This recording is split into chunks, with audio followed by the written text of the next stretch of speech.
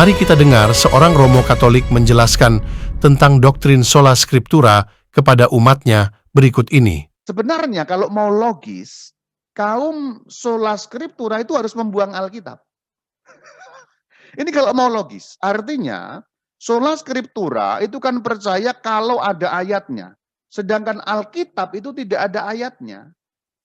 Dan tahukah Anda bahwa apa yang diajarkan tentang sola scriptura oleh Romo itu salah? Dan tahukah Anda, akibat pengajaran yang salah itu telah menciptakan kekacauan pemahaman tentang sola scriptura di kalangan umat Katolik? Dan ini adalah contoh pertanyaan hasil pengajaran yang salah tentang doktrin sola scriptura dari Damai Kasih Channel. Polemik Protestan Calvinis bidat dalam rahasia ajaran kultus. Anda mengusung Tritunggal. Ya, Anda tahu nggak ini hari apa? Anda berbicara Tritunggal ini hari apa? Ini adalah hari perayaan Tritunggal Maha Kudus. Ini tadi yang diuntai oleh Om Luther Katolik. Anda bisa mengetahui Natal itu dari mana?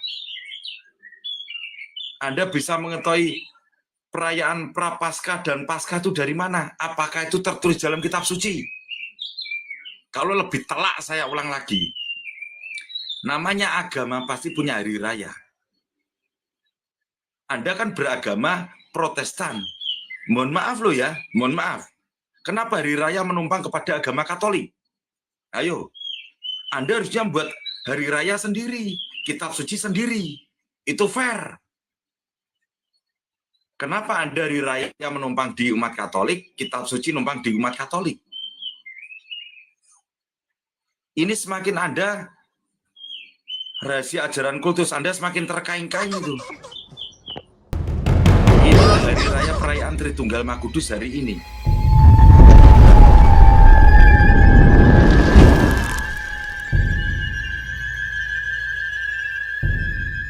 Sebagai penganut sola scriptura, kita tentunya sering mendengar argumen-argumen yang dilontarkan oleh umat Katolik, seperti dari Paman DKC di awal video.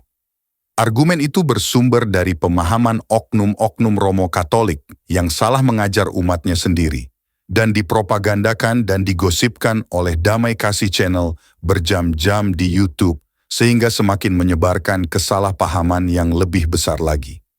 Coba bayangkan, berjam-jam membahas keyakinan orang lain, tetapi tidak mengerti apa yang dibicarakan.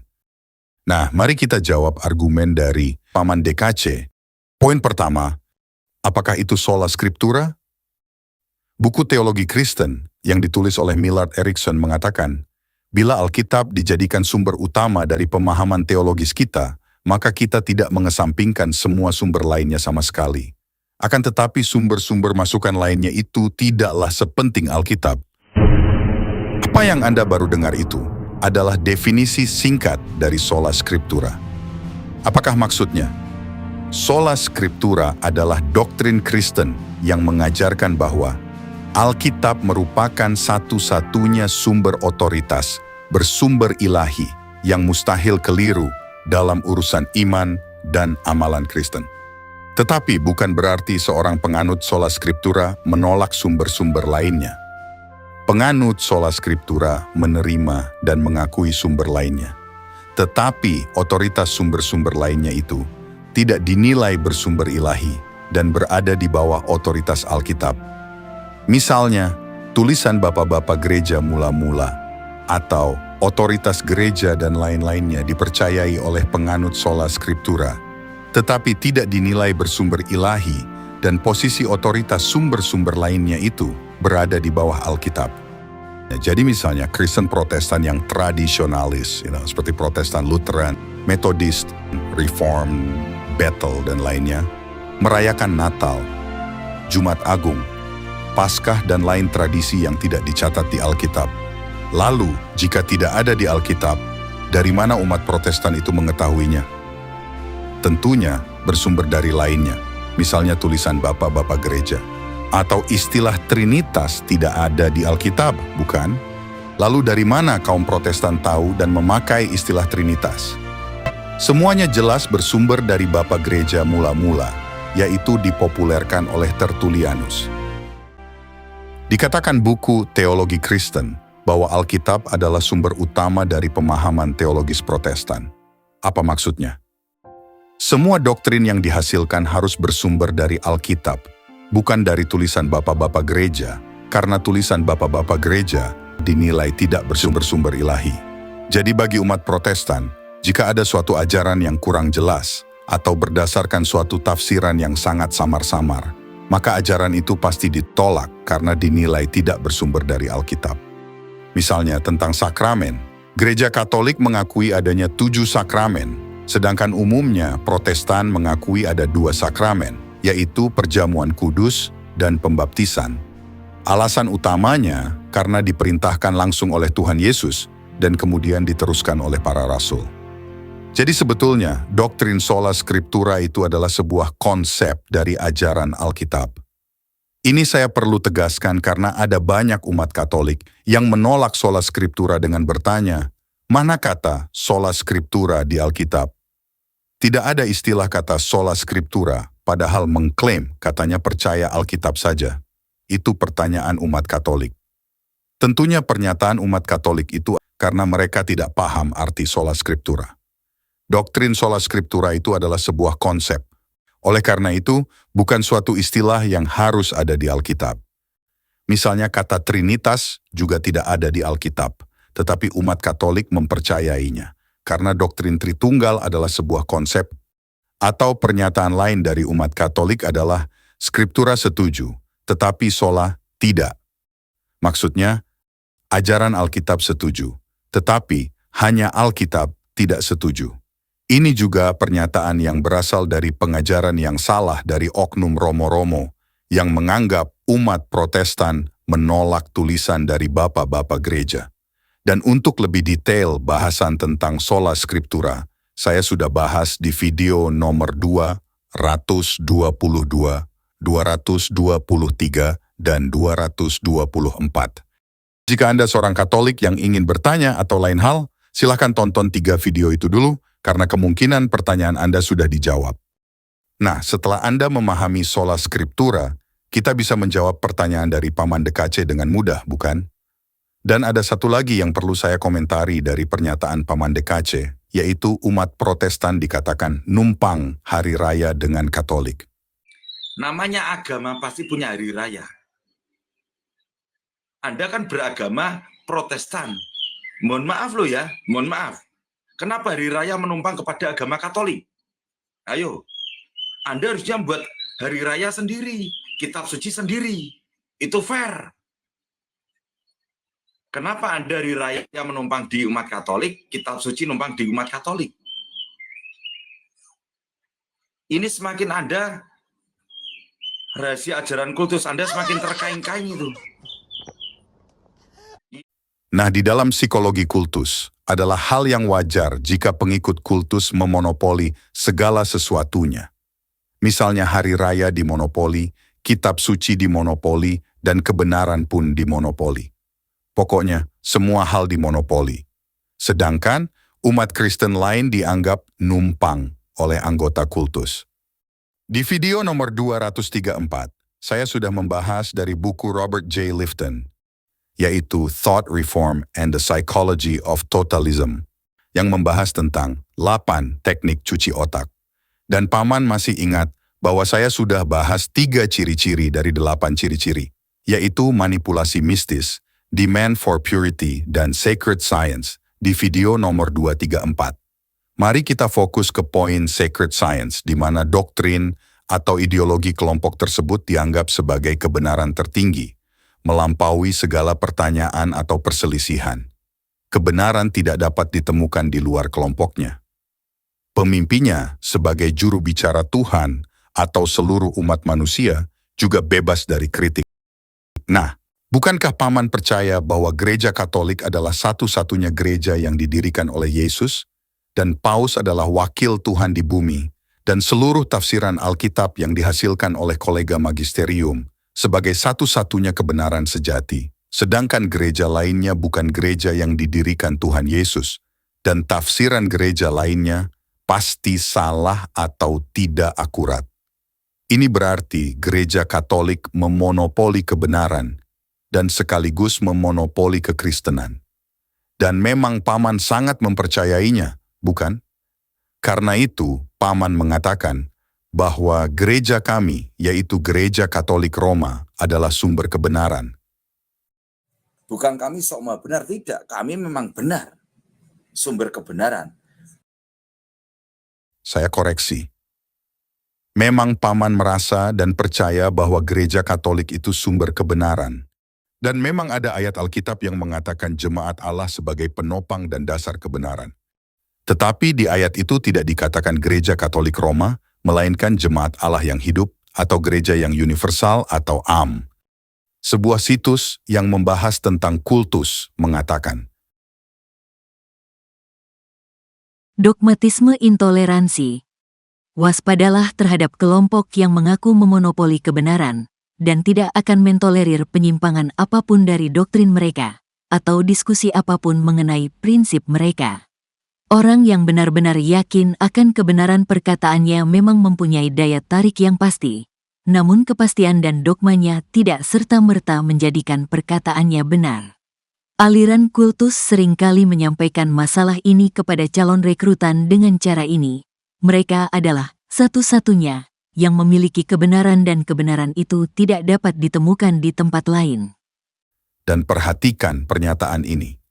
Dan jika Anda berani mempertanyakan atau menantang dogmanya, maka Anda menjadi musuhnya. Nah, berapa banyak orang Katolik sendiri yang mengunjungi channel Paman, yaitu Damai Kasih Channel, dibully dan dihujat jika mereka mempertanyakan atau meragukan doktrin yang mereka yakini selama ini. Dan bagi mantan-mantan Katolik, Paman bully dan hujat lebih parah lagi.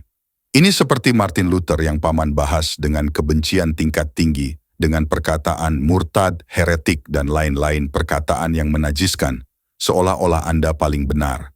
Dan berapa banyak umat Katolik yang menghujat Martin Luther, yang keluar dari gereja Katolik dicap, ingin nikah atau seks sehingga membawa kabur Katharina von Bora. Ini komentar umat Katolik. Ini semua gegara Romo nakal Martin Luther, si pemberontak itu bawa lari Katharina von Bora dan Protestantisme. Kalau Martin Luther nggak nakal, nggak bakalan ada Protestantisme. Umat Katolik tidak pernah berpikir alasan Martin Luther keluar adalah karena penyimpangan gereja Katolik Roma waktu itu. Salah satunya jual beli indulgensi. Mengapa umat Katolik tidak pernah berpikir demikian? Karena gereja Katolik selalu benar sedangkan umatnya yang salah. Mari kita perhatikan pernyataan dari Stephen Hassan tentang mantan anggota kultus, yang keluar dari grupnya selalu dinilai buruk.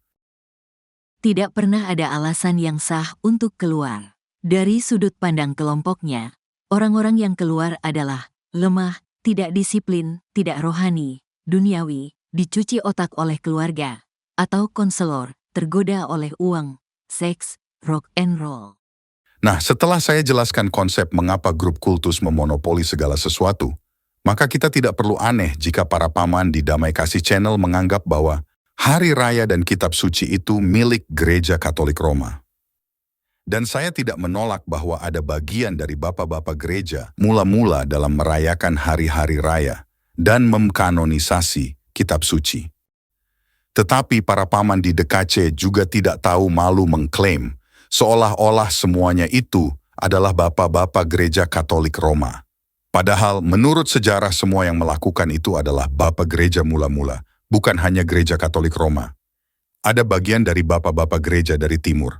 Jadi para paman di DKC secara tidak tahu malu mengklaim seolah-olah hanya gereja Katolik Roma yang berperan, sedangkan gereja timur tidak. Orang Kristen juga mewariskan kitab Perjanjian Lama dari bangsa Yahudi. Tapi mengapa mereka tidak pernah mengklaim seperti paman DKC? Jika Tuhan mau, Tuhan bisa saja membuat kitab suci dari batu, tetapi Tuhan menyerahkannya kepada bapak-bapak gereja mula-mula. Sekarang kita bahas poin kedua, yaitu mengapa saya sebagai seorang Protestan menolak tradisi suci. Nah, meskipun gereja Katolik Roma tidak pernah menyatakannya, tetapi jika kita mau jujur dan menganalisa dengan cermat, sebenarnya tradisi suci itu adalah wahyu baru yang diwariskan dari zaman ke zaman, yang sifatnya berprogresif. Mengapa saya katakan wahyu baru? kita harus memahami bahwa tradisi suci itu terdiri dari doktrin-doktrin yang diajarkan Gereja Katolik melalui konsili-konsili. Doktrin yang diajarkan oleh Bapak Paus selaku penerus Rasul Petrus dan yang juga diajarkan oleh para uskup dalam kesatuan dengan Bapak Paus dan lain-lain. Jadi misalnya, jika hari ini diadakan sebuah konsili yang memutuskan suatu ajaran ABC misalnya, maka ajaran ABC itu akan menjadi ajaran gereja yang baru yang harus ditaati karena diyakini sebagai tradisi suci yang bersumber dari Tuhan sendiri. Tentunya ajaran baru itu akan dirasionalisasikan dengan ajaran bapak-bapak gereja yang juga diklaim mengajarkan hal yang sama.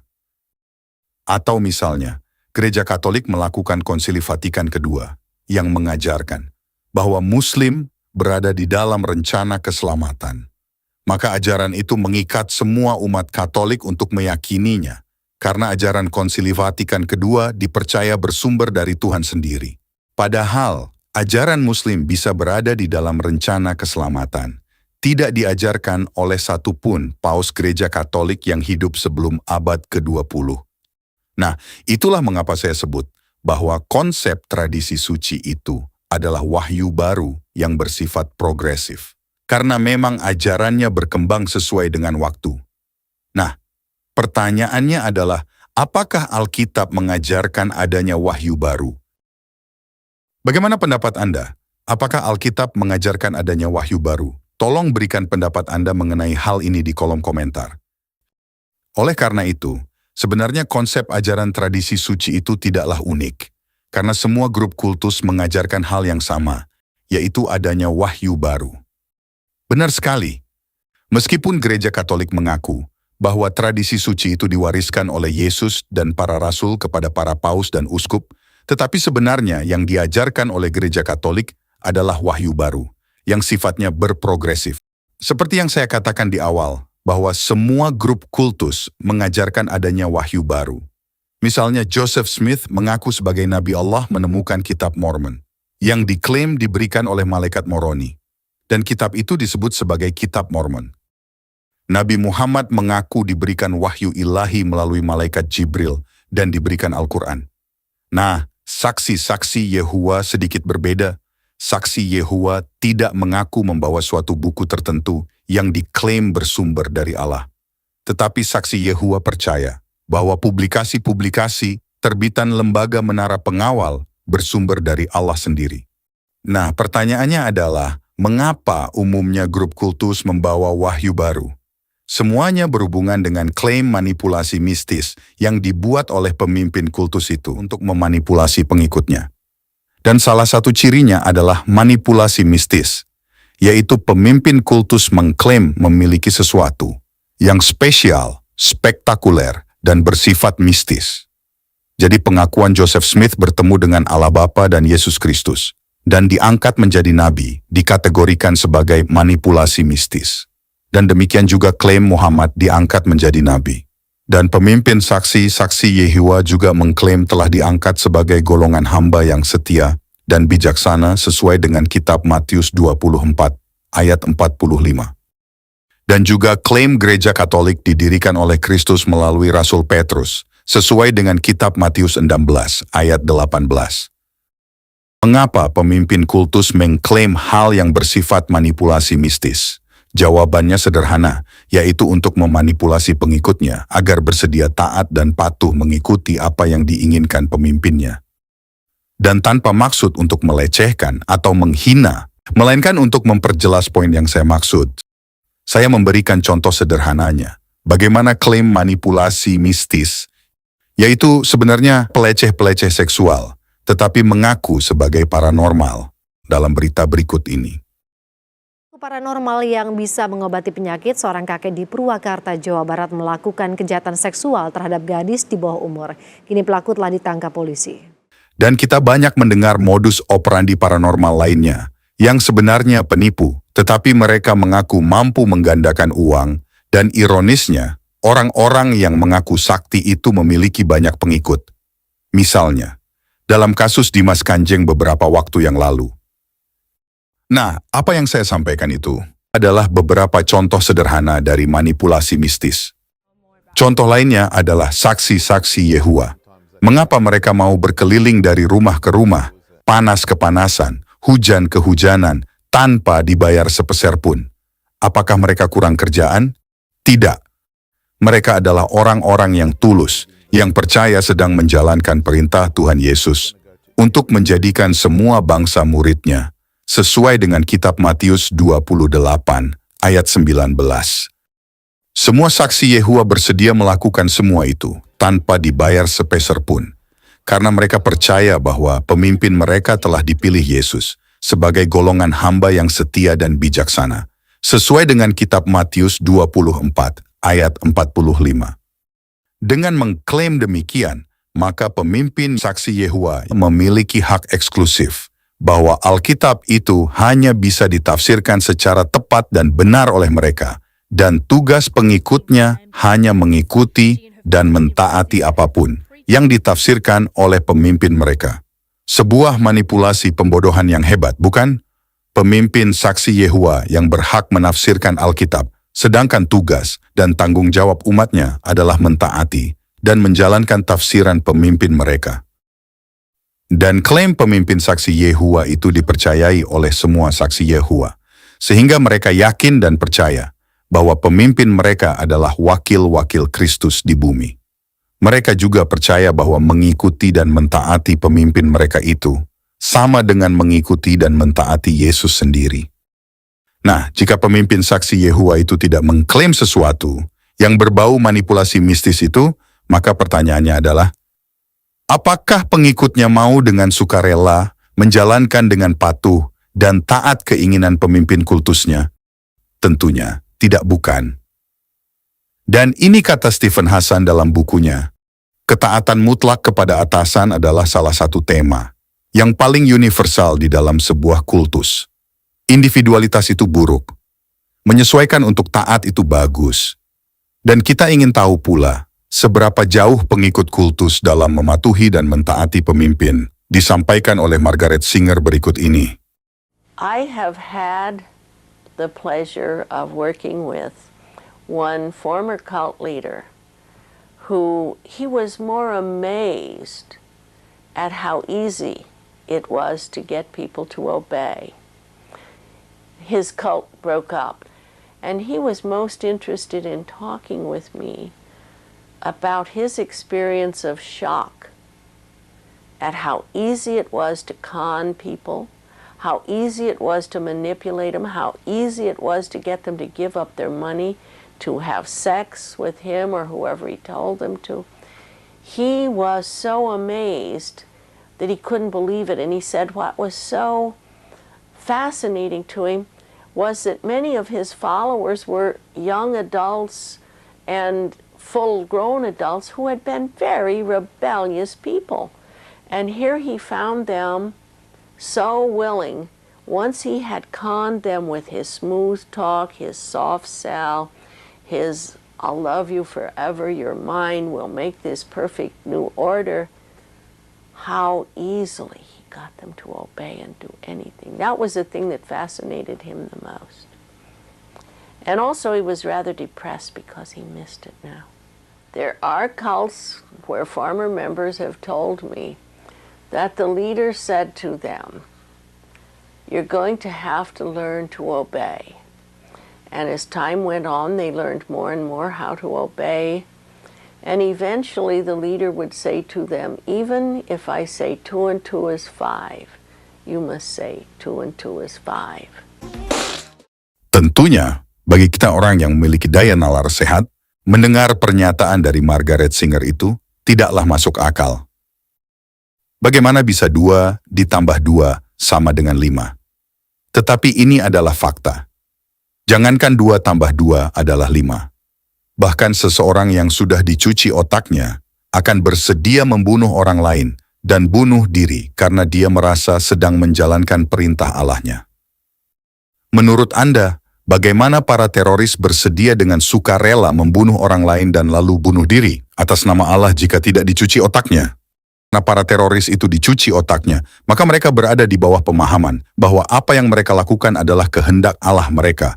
Allah menginginkan mereka membunuh dan bunuh diri. Nah, semuanya itu bermula karena mereka percaya bahwa pemimpin mereka adalah wakil Tuhan yang membawa wahyu baru.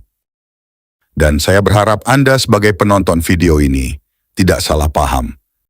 Saya tidak mengatakan bahwa gereja Katolik, Saksi Yehua, ataupun Mormon adalah sama dengan teroris. Yang ingin saya pertanyakan adalah, mengapa gereja Katolik, Saksi Yehua, dan Mormon mengklaim hal yang bermanipulasi mistis dan mengajarkan adanya wahyu baru?